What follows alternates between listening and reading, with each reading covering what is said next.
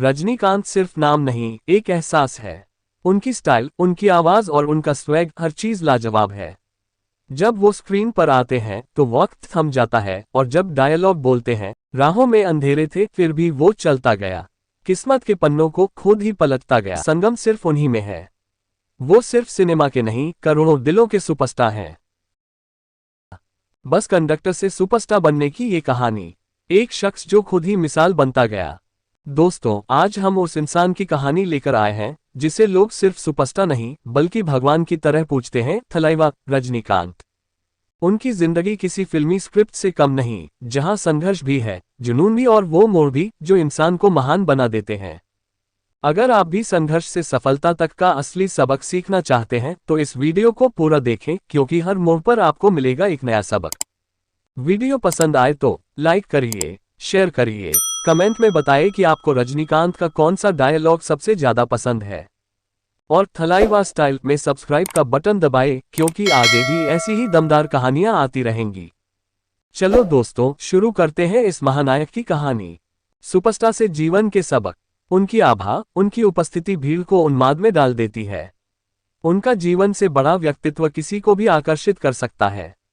उनकी फिल्मों की विशेष स्क्रीनिंग होती है, कुछ तो सुबह 4 बजे से ही लोग उनके कटआउट को दूध से नहला देते हैं। उनकी फिल्म रिलीज होने पर छुट्टियां घोषित कर दी जाती हैं। कुछ लोग उन्हें सुपरस्टार मानते हैं, जबकि अन्य के लिए वे भगवान हैं। लेकिन हम में से बहुतों के लिए वे एक रहस्य हैं। वे रजनीकांत हैं। शिवाजी राव गायकवाड़ के रूप में जन्मे रजनीकांत की कहानी कोई परीक्षा नहीं है। ये संघर्ष और कठिनाई से भरी है। 12 दिसंबर 1950 को एक मराठी परिवार में जन्मे। वे 4 भाई बहनों में सबसे छोटे हैं। उनका नाम प्रसिद्ध मराठी राजा शिवाजी के नाम पर रखा गया था। जब वे बहुत छोटे थे तब उनकी मां की मृत्यु हो गई और उनका परिवार गंभीर वित्तीय संकट से गुजरा। यही वह समय था जब उन्हें अपने परिवार का भरण पोषण करने के लिए बधाईगिरी, कुली जैसे अजीबोगरीब काम करने पड़े, जबकि वे अभी भी एक बच्चे थे। लेकिन बचपन में ही उनका सिनेमा के प्रति गहरा रुझान था और वे अक्सर स्कूल के नाटकों में भाग लेते थे। शायद यहीं से उन्होंने अपनी अभिनय प्रतिभा को निखारा। जब वे बड़े हुए तो उन्होंने बेंगलोर ट्रांसपोर्ट सर्विस के लिए बस कंडक्टर के रूप में काम करना शुरू कर दिया। यही वह समय था जब उन्हें स्टेज की ओर आकर्षित किया गया और उन्होंने कन्नड़ नाटकों में अभिनय करना शुरू किया। 1973 में उन्होंने मद्रास फिल्म संस्थान में दाखिला लिया। उस दौरान वे के बालचंदर के संपर्क में आए, जो एक भारतीय फिल्म निर्देशक थे और मुख्य रूप से तमिल फिल्म उद्योग में काम करते थे। वे रजनीकांत से तुरंत प्रभावित नहीं हुए और उन्हें अपनी खुद की अनूठी शैली विकसित करने की सलाह दी। 1975 में जब वे फिर से मिले तो रजनीकांत के बालचंदर को प्रभावित करने में सफल रहे और उन्हें एक छोटी सी भूमिका मिली। उन्हें पहली सफलता भारवी के माध्यम से मिली, जहां उन्हें पहली बार मुख्य भूमिका में लिया गया था। दुनिया ने जल्द ही उनके अभिनय कौशल को पहचान लिया और बाकी, जैसा कि हम जानते हैं, इतिहास है। अगले कई सालों में उन्होंने कई सुपरहिट फिल्में दी और दूसरी भाषाओं की फिल्मों में भी काम किया। 1990 के दशक में उन्होंने खुद को एक कमर्शियल एंटरटेनर के तौर पर स्थापित किया और थलपति 1991, अन्नामलाई 1992, बादशाह 1995 और पदयप्पा 1999 जैसी कई कमर्शियल रूप से सफल और समीक्षकों द्वारा प्रशंसित फिल्मों में काम किया। इसने उन्हें एक अभिनेता से एक आइकन बना दिया। उनके संवाद और शैली हर किसी को पसंद आती थी, चाहे वह 6 साल का बच्चा हो या 60 साल का। वर्ष 2000 में उन्हें भारत सरकार द्वारा पद्म भूषण पुरस्कार से सम्मानित किया गया।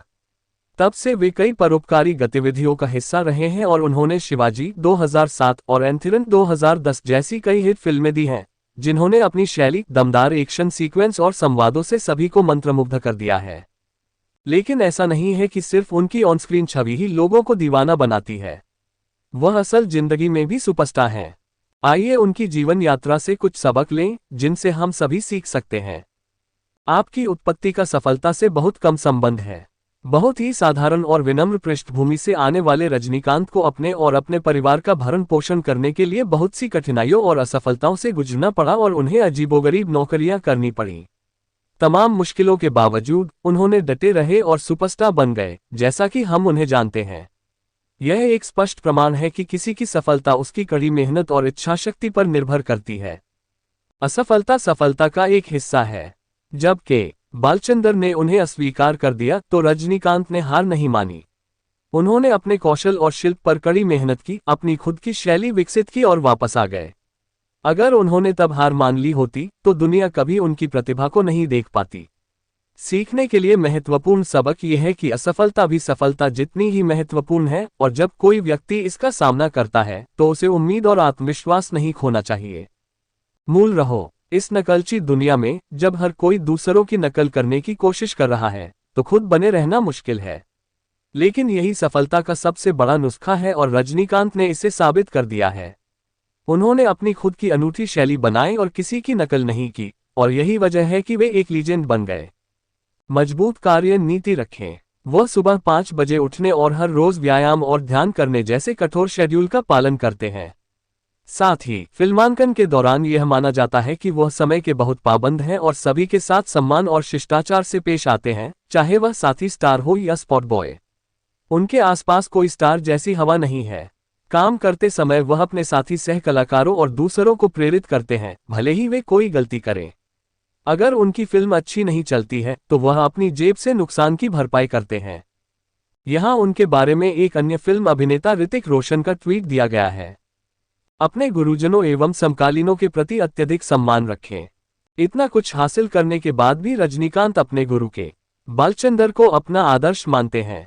सुपरस्टार होने के नाते वह बेहद जमीनी है और अपनी जड़ों को कभी नहीं भूलते। वह उनसे फीडबैक लेते हैं और अगर उनसे कोई गलती होती है तो आज उन्हें डांटते हैं। इसी तरह वह अपने समकालीनों और अन्य प्रतिष्ठित लोगों जैसे श्री अमिताभ बच्चन और श्री कमाल हसन के प्रति भी बहुत सम्मान रखते हैं। आप कितने सफल हैं, उससे अधिक महत्वपूर्ण यह है कि आप सफलता को किस प्रकार लेते हैं। इंडस्ट्री में 40 साल तक बने रहना कोई छोटी बात नहीं है, और लगातार सफल होना उससे भी बड़ी बात है। लेकिन रजनीकांत ने ये कर दिखाया है। इतनी लोकप्रियता और स्टारडम के बावजूद वे हमेशा बेहद विनम्र और सादगीपूर्ण रहे हैं। काम के अलावा वे साधारण धोती और कुर्ता पहनते हैं। वे अपने प्रशंसकों के लिए उतना ही सम्मान रखते हैं जितना कि उनके प्रशंसक उनके लिए रखते हैं। समाज को वापस दें। रजनीकांत को उनके परोपकारी कार्यों के लिए भी व्यापक रूप से जाना जाता है। पिछले साल जब चेन्नई बाढ़ से सबसे ज्यादा प्रभावित हुआ था तो उन्होंने राहत कार्यों के लिए 10 करोड़ रुपए दान किए थे। रजनीकांत हमेशा एक ही रहे हैं और रहेंगे, लेकिन हम सभी उनसे बहुत कुछ सीख सकते हैं। उन्हें हमारी तरफ से ढेर सारी शुभकामनाएं। सपनों की राह में जो ठहर जाते हैं, मंजिल से पहले ही मुड़ जाते हैं। थलाइवा की कहानी भी वही समझेगा जो हर लम्हे को दिल से जी जाएगा। दोस्त, अगर अभी जाने का सोच रहे हो तो बस एक बात याद रखना, रजनीकांत अगर बीच रास्ते में रुक जाते तो वो थलाइवा नहीं बनते। तो अगर आप भी सक्सेस की पूरी कहानी चाहते हैं तो रुको, देखो और सीखो। और हाँ, लाइक कर दो, शेयर कर दो, कमेंट में बताओ कि रजनीकांत का कौन सा मोमेंट आपको सबसे ज्यादा इंस्पायर करता है। और थलाइवा स्टाइल में सब्सक्राइब का बटन दबा दो, क्योंकि ऐसी कहानियां मिस नहीं करनी चाहिए। चलो अब कहानी को आगे बढ़ाते हैं। रजनीकांत को लता से पहले निम्मी से हुआ था सच्चा प्यार। उसी के कहने पर बने हीरो क्यों अधूरी रह गई love story. Superstar Rajinikanth birthday न सिर्फ एक अभिनेता हैं, बल्कि साउथ में लोग उन्हें ईश्वर की तरह पूजते हैं। रजनीकांत भी अपने प्रशंसकों का उतना ही ख्याल रखते हैं। सुपरस्टार रजनीकांत के फिल्मी सफर की अविश्वसनीय कहानी की तरह ही उनकी लव लाइफ बहुत दिलचस्प है। हालांकि उन्होंने कभी भी अपने निजी जीवन के बारे में खुलकर बात नहीं की। रजनीकांत ने 26 फरवरी 1981 को आंध्र प्रदेश के तिरुपति में भगवान बालाजी मंदिर में लता से शादी की थी। हालांकि 1980 में लता से मिलने से पहले एक लड़की थी जिसने उनका दिल चुरा लिया और उनकी जिंदगी दी थी। तमिल स्टार ने उसे अमेरिका तक खोजा था। रजनीकांत ने 26 फरवरी 1981 को आंध्र प्रदेश के तिरुपति में भगवान बालाजी मंदिर में लता रजनीकांत वाइफ से शादी की थी। पावर कपल 2 बेटियों ऐश्वर्या और सौंदर्या के पेरेंट्स हैं। हालांकि 1980 में लता से मिलने से पहले एक लड़की थी जिसने उनका दिल चुरा लिया और उनका जीवन बदल दिया। उस आज भी रजनी याद करते हैं और एक बार तो वे अपने दोस्त को उसके बारे में बताते हुए रोने भी लगे थे। सुपरस्टार वैसे तो हमेशा ही अपनी निजी जिंदगी को लेकर खुलकर बात नहीं करते, लेकिन एक बार मलयालम अभिनेता देवन ने रजनीकांत के बारे में खुलासा किया था। बता दें कि रजनी और देवन ने बादशाह में साथ काम किया है। उन्होंने मनोरमा न्यूज को दिए एक थ्रोबैक इंटरव्यू में रजनीकांत के साथ अपने संबंधों के बारे में राज खोला और बताया कि कैसे वे एक वक्त में कैसे एक दूसरे के निजी जीवन को साझा करने में सहज हो गए थे। जो जले नहीं वो रोशनी क्या देगा, जो लड़े नहीं वो जीत क्या देगा। रजनीकांत कोई नाम नहीं, एक सोच है जो कहती है हार मानोगे तो जिंदगी भी तुम्हें पहचान नहीं देगी। दोस्तों, बस कंडक्टर से भगवान का दर्जा पाने तक का ये सफर हमें सिखाता है कि सपनों की कीमत सिर्फ मेहनत से चुकानी पड़ती है, किस्मत सिर्फ बहाने देती है। अब फैसला आपके हाथ में है, सिर्फ कहानी सुननी है या उससे कुछ सीखकर अपनी कहानी भी रचनी है। और हाँ, अगर आपको ये वीडियो पसंद आया हो, लाइक ठोक दो, शेयर कर दो उन लोगों को जिन्हें ये कहानी मोटिवेट कर सकती है। कमेंट में बताओ कि आपको रजनीकांत की कौन सी फिल्म सबसे ज्यादा पसंद है। और थलाइवा स्टाइल में सब्सक्राइब का बटन दबा दो ताकि आगे भी ऐसी कहानियां मिलती रहें।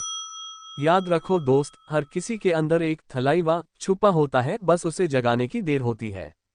जय हिंद। वंथी रजनीकांत।